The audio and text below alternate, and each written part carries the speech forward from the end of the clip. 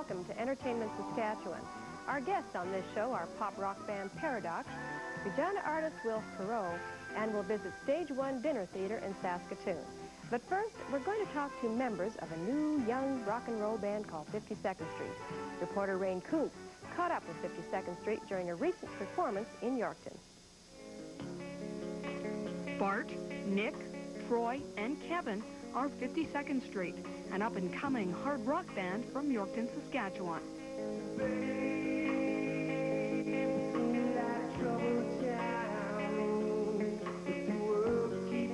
Being based in a small city in Saskatchewan, it must be difficult for a band trying to pursue a musical career. It's not the greatest place to start from, but it's not the worst either because of the fact that Saskatchewan doesn't offer a huge amount to the music industry. In a way, if there's somebody out there who wants to take it seriously, it makes it easier on them. The competition in the larger markets can be difficult. Often a struggling band gets lost in the masses.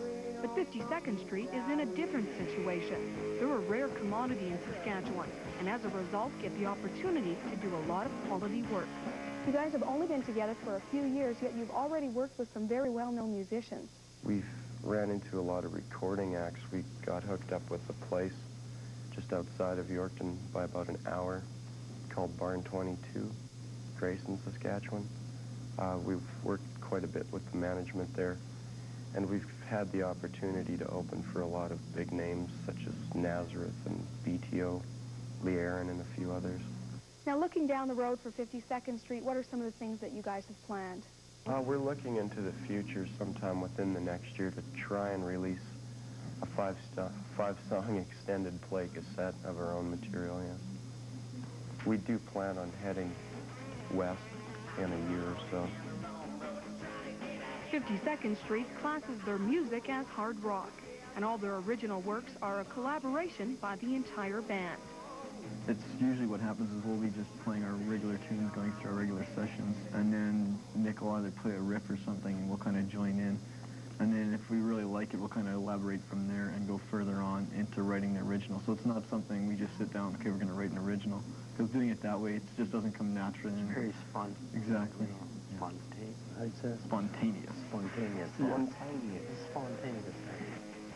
There's a lot for 52nd Street to look forward to in the future, but getting records produced and going on the road costs a lot of money with little return in the beginning.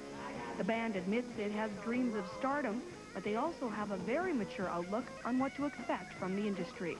I kind of view it as something, everybody says if you have more or less have a dream or there's something you really are anxious to do, you do it, and if you don't, you're not really accomplishing much. I think what it really is, we've kind of started off with doing what we did just on the basis of just kind of doing it, kind of listening to the bands, other bands when we were young and getting into it, and then kind of from there deciding to take it a little bit more serious, and then usually finding out if you do kind of have the talent, find out whether you can do it, and then kind of elaborating from there.